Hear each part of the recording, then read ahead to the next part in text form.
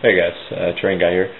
I apologize for not getting any videos up in the last 2 days. I have been working on the board, and it's actually kind of why I wanted to start the video how I am. Yesterday I decided, when I sat down to work, that I didn't like the ugly stage that the board was in, so I spent about 10 hours yesterday on the board straight to get it out of its ugly stage and into a stage where I was happy with it. So, when I did that, I actually kind of ended up going crazy on the board. So now it's pretty, well, it's to a, I'd say it's beyond the ugly stage, and it's to a fantastic stage, I think, right now. That being said, I missed a bunch of stages that you probably would have liked to have seen, but I still have a chance to rectify that and get those on camera, because I still have some more flocking and things to do. But I did do a lot yesterday. Probably about half the board is now flocked, but I will show you what that looks like. It gives you something to look forward to. If you're interested to see how it's done, then you can stay tuned for the future parts. So, that being said, I'll just kind of give you an overview of what went down yesterday. You're going to see a drastic change on the board, obviously, from that, to this, to that. So all of this has been done. All of that. The remaining portion is just really that, and then the 3 remaining tiles, because the last one is wheat field. So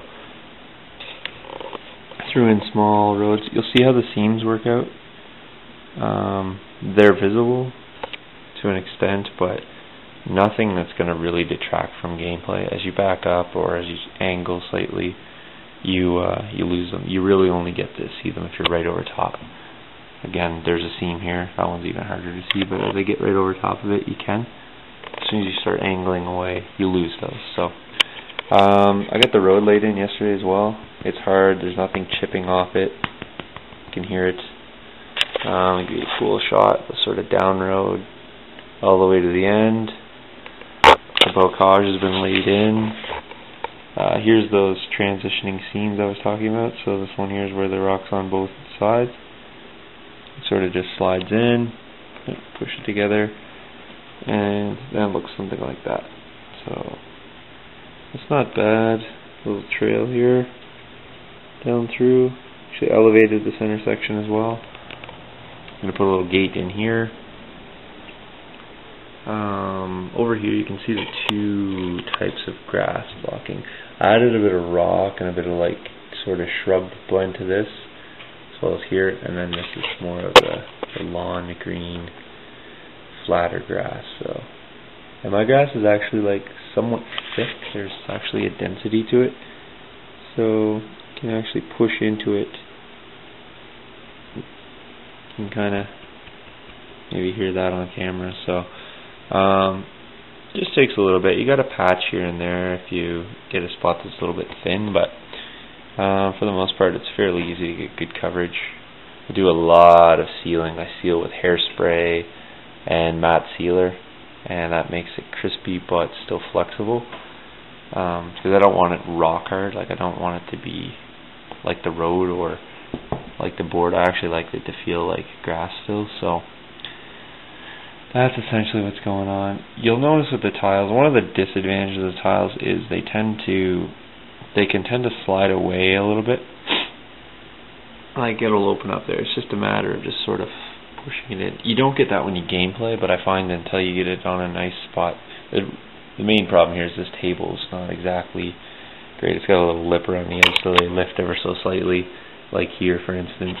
The reason it's like that is because there's a table edge difference. So what I recommend is if you get a table that's built in tiles, you basically got to just spend a few minutes to click them all together, get them in a spot where you like. Oftentimes what I'll use is a bit of blue tack underneath the tiles themselves. Then they don't slide. It's not something that's going to slide, like it's not going to push right off the table, but they do tend to to space. And that happens with anything. If you have a 2x2, a 4x4, it doesn't matter. A tile is a tile. It's going to slide unless it's one solid piece. So I don't have an issue with that, but that's just something I wanted to let you know how to rectify if you do have that. So I'm going to give you a backup view so you can see it's really starting to take shape. It's going to be more bocage, obviously. That stuff takes a long time to do.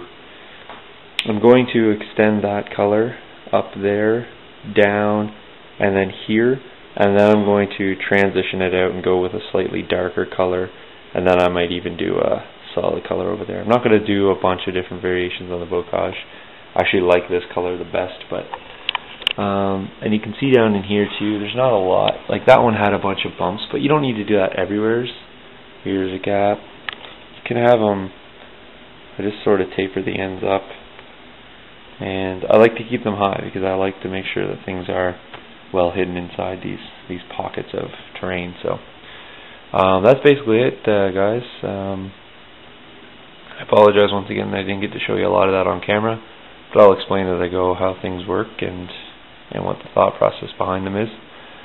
I'm going to be laying down a bunch of flock here in a few minutes, and then I'm going to finish doing bocage. So I'll lay the flock on that side, and then I'll bocage this side, and then while that's drying I can do this, and then once that's dry I'll go back and lay it here.